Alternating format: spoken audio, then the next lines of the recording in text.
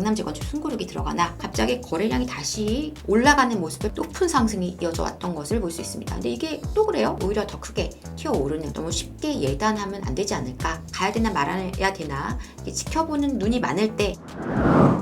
안녕하세요. 사다리 경제 유선영입니다.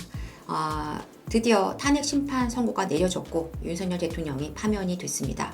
오늘 이 역사적인 상황을 지켜보시는 분들은 각자 좀 느끼시는 바가 다르셨겠지만 일단 부동산 시장에 있어서만큼은 좀 걱정이 되시는 분들이 많으실 것 같아요. 앞으로의 시장에 대해서 좀 무거운 마음, 또 여러 가지 어떤 안 좋은 환경들이 되지 않을까, 그런 걱정, 앞서는 약간 그런 두려움, 답답함 이런 거 있으셨을 수 있을 것 같습니다. 자, 그런데 어쨌든 간에 우리가 이렇게 미리 앞서서 무언가를 너무 두려워하시기보다는 좀 시장을 갖다가 정확히 읽어내는 것이 중요하지 않나라고 생각합니다. 그래서 오늘은 지금의 이 상황들, 앞으로의 어떤 방향을 볼 때 좀 어떻게 바라봐야 될지를 좀 비교적 심플하게 한번 이야기 나눠보고 저의 의견도 조금 첨언해 보려고 합니다. 자, 먼저 기사를 한번 보겠는데요. 자, 이제 기사들 보면 이런 기사들 제목이 보입니다. 주택시장 어디로 재선 공약이 중요하다. 그리고 대선 시즌에 눌린 분양시장 당분간 관망세, 전문가들 불확실을 해진 부동산 시장에 관망세 늘 것. 그리고 탄핵 인용에도 시장 분위기 전환은 역부족, 강남 재건축 숨고르기 들어가나 부동산 시장 관망세, 뭐 이런 내용들이 보입니다. 자, 그런데 여기 보시면 이 기사들은 모두 2017년 3월 10일에 게재됐던 기사들입니다. 이 당시에도 지금과 거의 다르지가 않아요. 기사 제목을 보면은 그땐지 지금인지 좀 헷갈릴 정도인데요. 그렇다면 과연 그때 당시에 시장 분위기는 어땠는지 우리가 좀 한번 비춰보고 싶습니다. 자, 이거는 아파트 거래량인데요. 지금 서울, 경기, 인천의 거래량 그래프를 가져온 것입니다.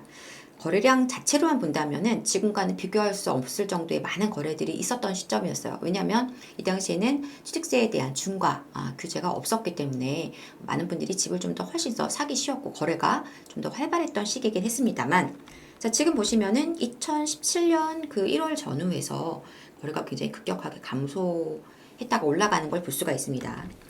이 박근혜 대통령이 이제 그 부동산 시장에 대한 여러 가지 어떤 정책들을 보면요, 굉장히 시기가 안 좋았던, 그래서 우리가 바닥에서 막 바닥을 회복하고 다져가는 그런 과정 속에서 박근혜 정부가 정권을 잡았는데요. 그래서 초반에는 굉장히 많은 완화책을 폈었습니다. 그래서 한겨울에 두꺼운 옷을 입었다가 이제 여름에는 좀 벗어야 되지 않겠냐 이런 얘기를 당시 최경환 경제부총리가 그런 얘기를 했었던 것도 제가 기억을 합니다만, 그렇게 완화책만 폈던 것은 아니에요. 그래서 박근혜 정부가 이제 박근혜 정부의 마지막쯤 가면은 부동산 시장이 많이 움직이는 시점이 옵니다. 그래서 그때부터는 규제를 조금씩 펴기 시작하죠. 규제책을 내기 시작하는데요.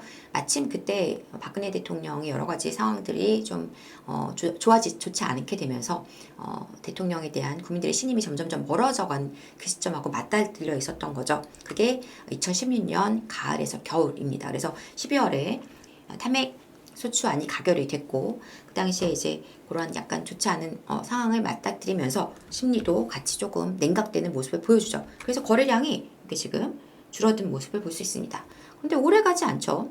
2017년 3월 10일 그때 박근혜 대통령이 파면이 됐는데 그 즈음부터 갑자기 거래량이 다시 굉장히 높게 올라가는 모습을 바로 볼 수 있습니다. 심리가 바뀌는 것이죠. 네.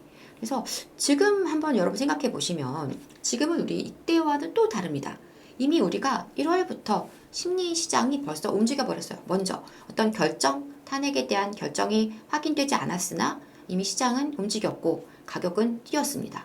그리고 강제적으로 토어제로 지금 잠깐 시장을 누르는 듯한 모습이기는 합니다만, 제가 현재 계속 확인하고 있는 바로는 그렇게 생각보다 시장 분위기 나쁘지 않다. 저는 일단 그렇게 보고 있고요. 그건 좀 자세한 데이터는 주 확인되는 대로 여러분들과 빠르게 공유하도록 할 것입니다. 자, 거래 현황만 이런 것이 아니고요. 실질적으로 매매 가격 변동률, 서울 아파트 변동률을 잠깐 보시면 계속 이제 그 연말부터 해서 좀 강보합세 내지는 보합의 모습을 보여줍니다. 그래서 거의 뭐 심리가 조금 약간 착 눌려있는 모습이었다가 그래서 박근혜 대통령 파면 전 3월 6일에도 서울 변동률이 매매가 변동률이 0.02%입니다. 그랬는데 4월 1일 되면서 0.04로 조금 올라가는 모습이 보이고요. 실제적으로 이제 19대 대통령 선거가 있었던 5월 9일 이후에 5월 10일에 바로 이제 문재인 대통령이 당선되고 취임을 하는데요. 그 이후 보시면은 서울 아파트 매매가 변동률은 0.08 그리고 그 뒤로 바로 또 0.13으로 튀어오르는 것을 볼 수 있습니다. 바로 이 구간이죠.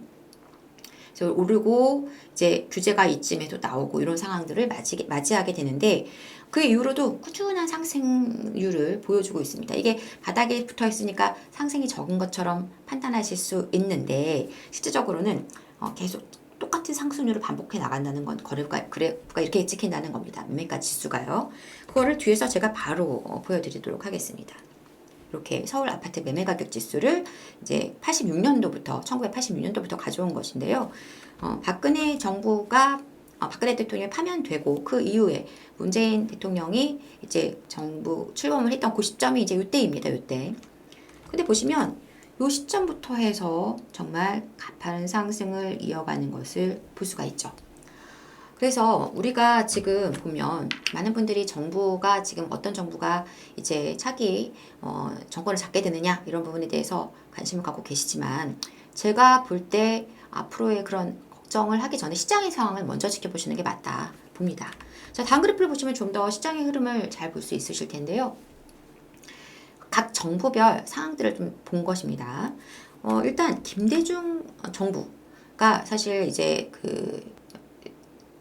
출범해서 있는 동안에는 IMF가 터졌었죠. IMF가 터지면서 실질적으로 부동산 가격이 많이 빠졌었다가 회복을 합니다. 그래서 약간 기저효과라고 해야 될까요? 실질적으로 상승률만 본다면 거의 6%로 굉장히 많은 상승을 보여주지만 이제 큰 하락을 한번 경험했다 올라가는 모습이다 보니까 체감하기엔 또 그렇게 크게 느껴지지 않았던 부분이 있었고요.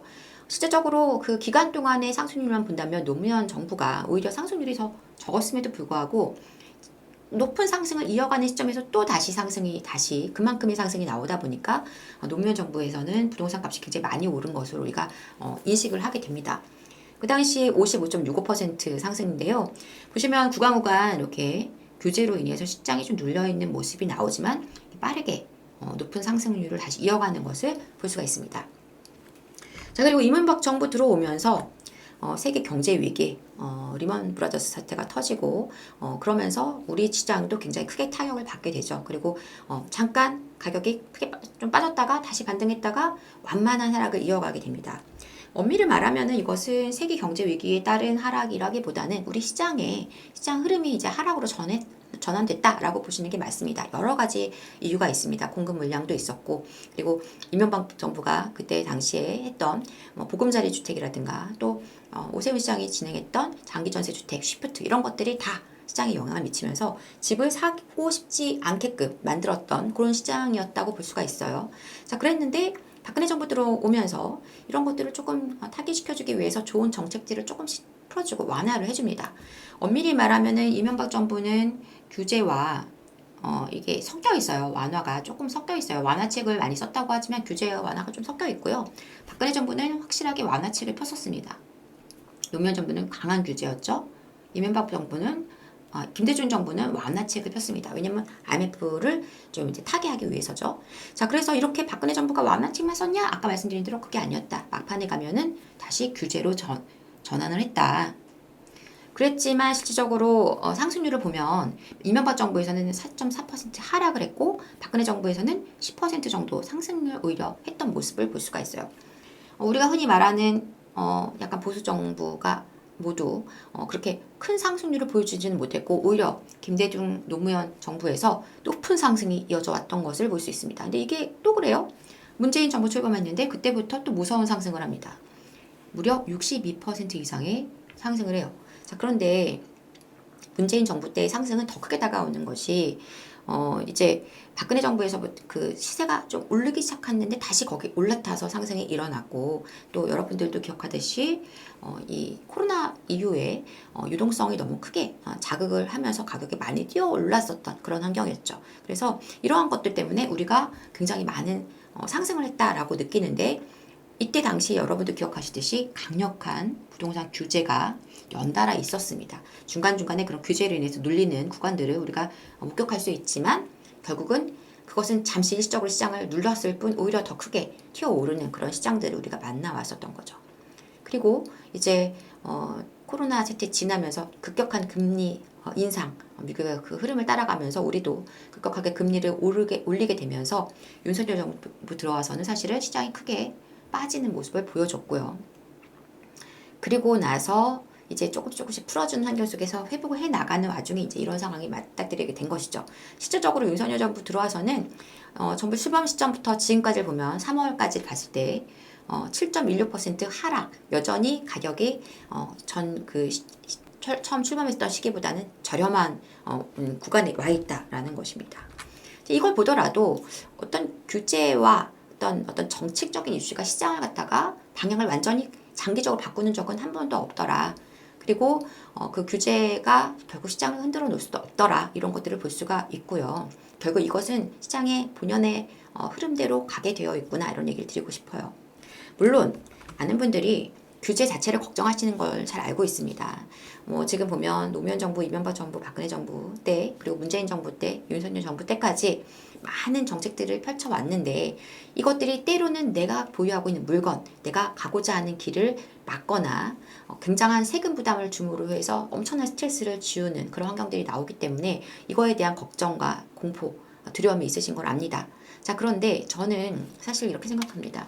지금의 환경이 과연 강력한 규제를 펼 수 있을 환경인가, 너무 쉽게 예단하면 안 되지 않을까, 너무 쉽게 속단하면 안 되지 않을까 생각을 하고요. 사실 문재인 정부에서 이 부동산 정책을 잘못 폄으로 해서 정권이 교체됐잖아요. 그래서 과연 이러한 실수를 또 반복할까? 또 한번 생각을 해볼 필요가 있고요. 그리고 또 하나는 우리가 뭔가 잘못된 어떤 판단을 통해서 지금 뭔가 섣부른 결정을 내시면 절대 안 된다는 겁니다. 앞으로 방향을 좀 잘 보셔야 되고, 특히나 대선에 이제 재선 환경이 된다면 여러 가지 정책들에 대한 내용들이 나오게 되면서 오히려 시장에는 긍정적인 요소로 작용하는 것들이 많이 있어요. 그래서 지금 상황은 제가 볼 때는 뭔가 빠르게 이 상황을 미리 걱정하셔도 안 되는 상황이고, 뭔가 그렇다고 급한 결정을 하셔도 안 되는 상황이다. 확실한 것은 이렇게 시장의 어떤 변동성이 커지는 시점이 기회의 타이밍이기는 하다라는 것입니다. 이렇게 변동성이 커지고 심리가 조금 약간 가야 되나 말아야 되나 이렇게 지켜보는 눈이 많을 때, 그때 어떤 결정을 잘 이뤄내시는 분들은 좋은 결과를 가져오더라. 이것은 확실한 것 같습니다. 그래서 지금은 어떻게 했으면 좋겠냐? 일단은 관망을 하시더라도 그냥 가만히 지켜보시는 거 절대 안 된다. 제가 늘 말씀드리는 적극적인 지켜보기를 하셔라. 그래서 내가 어떻게 방향을 잡아야 될까? 어떤 식으로 움직여야 될까에 대해서 나를 세우고 지켜보셨으면 좋겠고요. 어떤 정책에 대한 방향이라든가 이런 부분도 좀 디테일하게 정리를 해서 제가 라이브 시간과 그리고 세미나를 통해서 여러분들과 또 공유를 하도록 하겠습니다. 앞으로의 시장에 대한 방향, 어떤 전망 이런 것들은 지금보다는 좀 더 디테일하게 여러분들과 자세한 이야기를 다음 시간에 나눌 수 있도록, 그리고 세미나를 통해서 나눌 수 있도록 하겠습니다. 부디 여러분들이 이런 어떤 변화의 어떤 시점, 변동성이 큰 시점에 어떤 좋은 결정과 판단으로 조금은 더 앞으로 나아가는 그런 기회가 되셨으면 하는 바람입니다. 자, 세미나도 안내 공지를 드리도록 할게요. 이번 4월 12일 토요일에 진행이 되고요. 이번 세미나는 특별히 이충민의 부말리라는 채널을 운영하시는 이충민 대표님과 함께 진행하는 세미나입니다. 아무래도 좀 더 풍성한 내용으로 여러분들에게 시장에 대한 방향성 그리고 투자에 대한 전략들 전해드릴 수 있을 것이라고 생각이 듭니다. 많은 분들 이 변동성이 큰 시장을 좀 잘 판단하고 움직이고 싶다는 분들은 세미나를 활용하시면 좋을 것 같습니다. 그리고 이 신청 링크는 제가 댓글 창에다가 따로 또 남겨놓도록 하겠습니다. 자, 여러분들 아무래도 큰 역사적인 변화가 있었던 날이었습니다. 앞서서 걱정하거나 하지 않고 또 좋은 길을 우리가 모색해 나갈 수 있을 것이라고 생각합니다. 저도 여러분들의 그러한 방향을 찾아가는데 열심히 일조할 수 있도록 하겠습니다. 저는 다음 시간에 더 좋은 내용으로 다시 찾아오도록 하겠습니다. 지금까지 사다리 경제 유선영이었습니다. 감사합니다.